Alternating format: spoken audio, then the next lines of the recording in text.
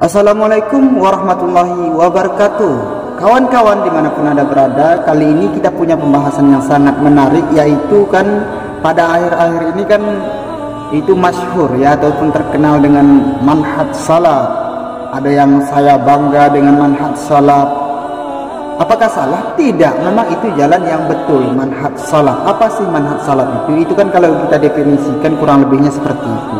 Kalau manhaj secara bahasa itu kan bisa seperti misbah, lampu, penerang, jalan. Salaf berarti salafus saleh itu kan pendahulu. Di dalam pendahulu tersebut ada mulai dari Nabi Muhammad, sahabat, tabi'in, tabi'in. Jadi kurang lebihnya kalau kita definisikan manhaj salaf itu kan jalan yang lurus sesuai dengan pemahaman salafus saleh, sesuai dengan pemahaman para sahabat, tabi'in, para ulama-ulama salaf, yang tentunya berdasarkan Al-Quran dan hadis.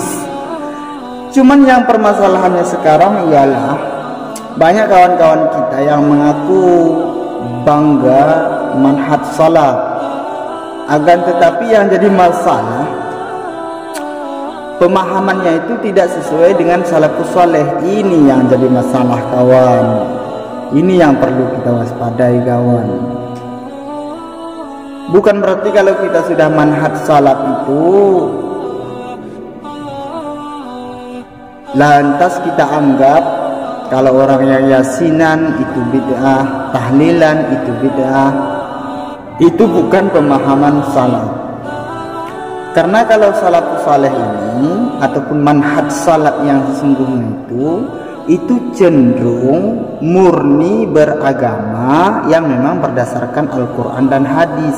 Ini yang harus digarisbawahi. Bukan berarti ketika kita langsung ataupun berpegang dengan manhaj salaf ini yang lain kita anggap bid'ah. Itu bukan manhaj salaf. Karena manhaj salaf ini itu kan lebih umum. Misalkan ada saudara kita yang bermanhaj, apakah mereka tidak manhaj salaf? Pada dasarnya umat Islam yang lurus itu, yang berpegang kepada Al-Quran dan hadis, itu semuanya manhaj salaf, kawan. Baikkah saudara-saudara kita yang bermadhab Hanafi, Maliki, Syafi'i, Hambali, itu mereka juga manhaj salaf. Jadi jangan nanti kita mengaku manhaj salaf tapi yang lain kita anggap, maaf cakapnya, sesat, kita anggap pelaku bid'ah dan lain sebagainya. Tunggu dulu, jangan seperti demikian. Ilmu agama ini luas. Makanya yang perlu ingin saya sampaikan, kalau memang manhaj salaf itu kawan-kawan sesuailah dengan salafus saleh. Karena sekarang ini ada namanya paham Wahabi. Ini yang harus Anda bedakan. Jangan sampai Anda mengikuti metode Wahabi tapi Anda merasa manhaj salaf. Ini yang keliru, kawan. Karena kalau paham Wahabi yang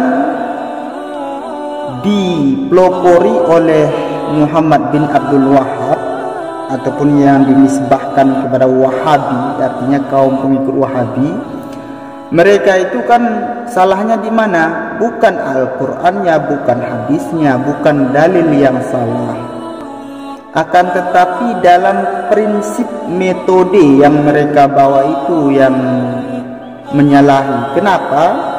Karena kalau dalam paham Wahabi itu kita dituntut untuk menjadi pemahaman yang tunggal. Artinya cuman pemahaman yang satu. Bagaimana pemahaman yang satu? Artinya cuman paham mereka saja yang benar. Begitu pemahaman yang satu. Padahal kan ilmu agama luas. Dan ikhtilaf itu sudah jelas ada, karena memang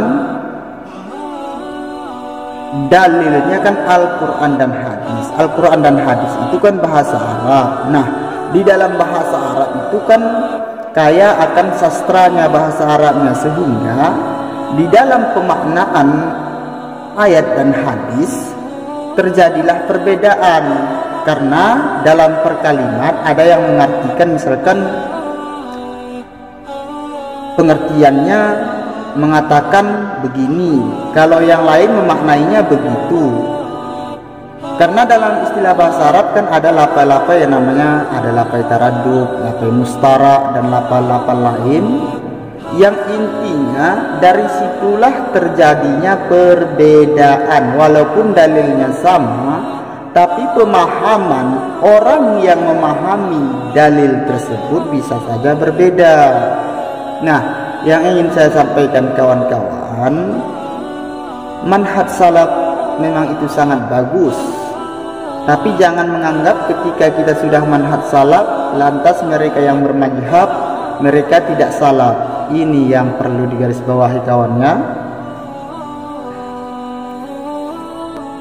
Mereka juga tetap mengikuti manhaj salaf. Jalannya bagaimana? Dengan cara bermadzhab. Karena dalam mazhab, di antara 4 imam mazhab tersebut semuanya itu kan berdasarkan Al-Quran dan hadis, berdasarkan as-sunnah semuanya, tapi melalui yang diperiksa oleh imam. Kalau misalkan mazhab Syafi'i, kaum Syafi'i tersebut itu berpegang hukum kepada Al-Quran dan hadis melalui pengajaran Imam Syafi'i. Demikian kawan-kawan.